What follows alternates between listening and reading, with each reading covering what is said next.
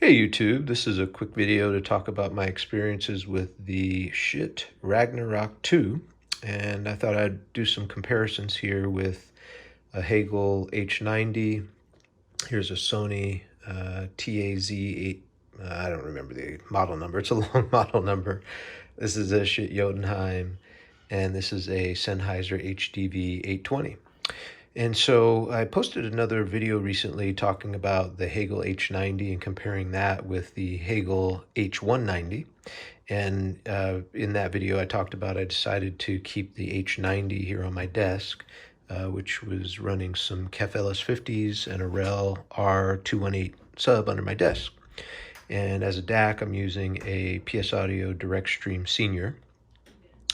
But anyways, I still was kind of on the hunt for some sort of combination device that I could use for headphones and for speakers. And all the Hegel devices are really well regarded to run with KEF speakers. Namely, the KEF LS50s seem to pair up really well with the H90s and the H190s. But I also have heard a lot of great reports about pairing up the Schiit Ragnarok with the KEF LS50s. And what I can say right off the bat is that it is a really, really great pairing with KEF LS50s. It's a little bit warmer and richer presentation with the Ragnarok than I found with the Hegel devices. I definitely don't find the Hegel devices to be bright or brittle or anything like that. But I do find them to be, the best word I can use to describe it is a little bit dry sounding. What's really appealing about Hegel with the KEFs is that it's an extremely silent background. And so musical notes and sounds just kind of appear out of nowhere. So that's really cool with the Hegels. But again, the Ragnarok is just a little bit warmer, richer sound. I would liken it sort of kind of in the realm of maybe Class A or maybe even tubes. Some people might liken it to the sound of tubes. Not quite not quite to that extreme, but it kind of leaning in that direction.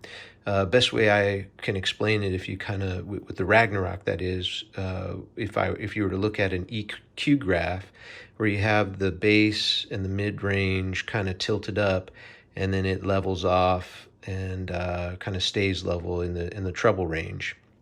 That's how I would kind of characterize the sound of the Ragnarok. So with the KEF LS50s, really amazing pairing, and for my personal music taste and the way I like to listen to music, I would place this slightly above the Hegel.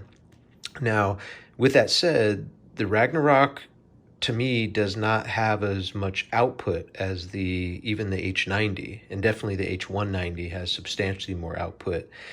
Even though I think the wattage ratings on these two is relatively similar, I still would give the edge to the Hegel in terms of just output. So if you're running these in a relatively large room, then you may want to think pretty seriously about the Hegel. But with that said, I did use this in my bedroom for a little while just to kind of test it. And so that's a larger room than my office. Here, obviously, I'm doing near field, so I don't need a ton of wattage.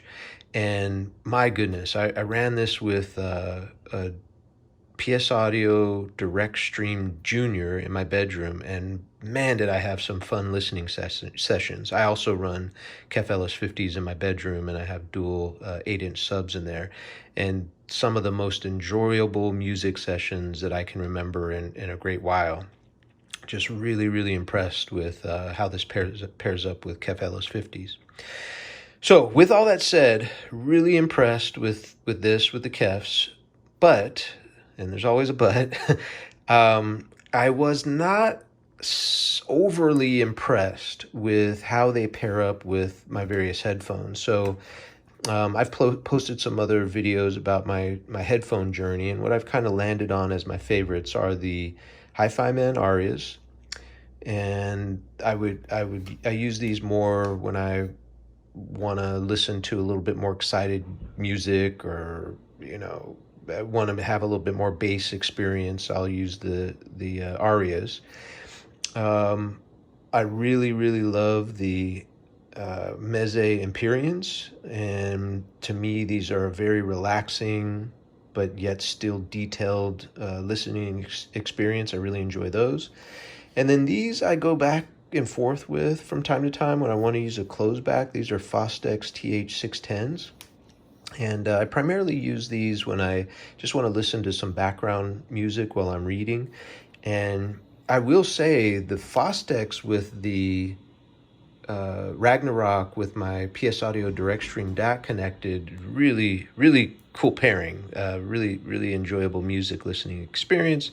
But when it comes to the arias, even though there's plenty of power here with the Ragnarok, it just doesn't have that magic. And what's interesting, to me at least, is that when I run my Jotunheim connected to my Direct Stream DAC, I have some really, really great listening experiences with that. So I thought I would share that. Now, the Meze Empyreans, I like the pairing. And mind you, none of these are bad, right? The Ragnarok is a great amplifier, especially for music. I'd give it maybe a 9 out of 10 with the KEF LS50s for music listening. And then, but with the headphones, if I were to just kind of come up with a rating scale here on the fly, I would say with the arias, it's probably, in my personal opinion and taste, I would give it maybe a 7-ish, which is still very good. It's a good pairing. With these, I'd give it maybe a 7.5, maybe an 8 on a great day. And then with the Mezes, I'd give it maybe an 8. So all of it is really good stuff. But when I run my arias connected to the Jotunheim, connected to the Direct Stream, I would give this a 9, maybe even sometimes a 10. Just a really magical pairing when you put those components together. And the same can be said when I'm running my my Sony headphone amp with the Meze Empyreans. And I thought I'd just call this out. Isn't that cool how the colors match up there? It seems like it was designed to be that way. But anyways, this is just the stock XLR cable that comes with the Meze Empyreans. When I run a coaxial cable, and I have it unplugged here at the moment because I've been switching devices around, but when I run this coaxial cable into the Sony, coming off of, I also should mention, I have it's called a Matrix Expedif. Basically, it's a device that you connect to your PC via USB, and then it has multiple digital outputs from that. So I have one output running to my direct stream over I2S, and then I have, it also offers the coaxial output, and it offers a Toslink connection.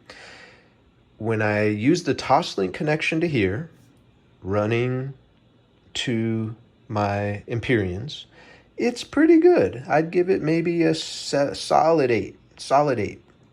But when I run this coaxial cable coming off of that Expedif device, running into here, I'd give it a 9, sometimes even a 10. Really, really great pairing.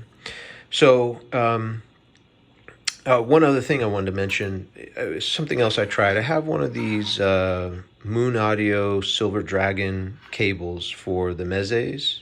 I'm sorry, it's for the arias. Running that off of the XLR on the Ragnarok,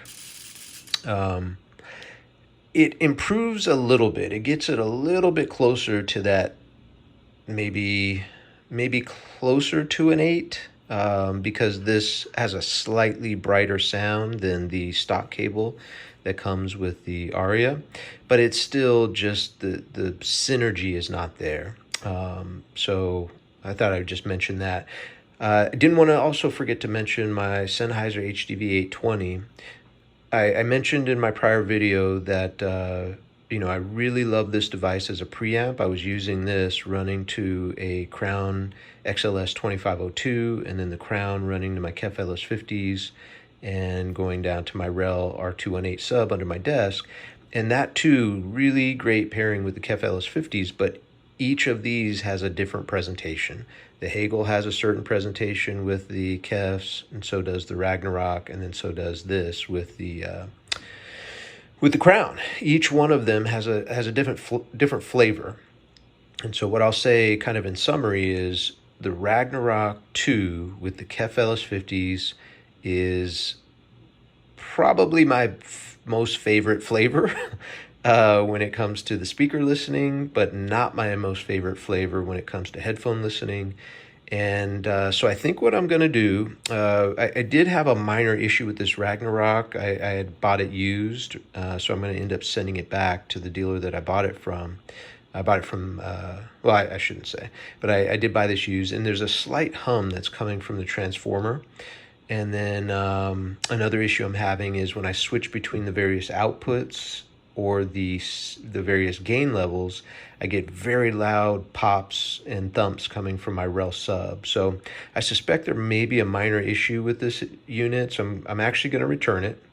And what I plan to do, and I'll post another video when I do, is purchase the Ragnarok 1. There was a B-stock unit on Schiit's website that I placed an order for.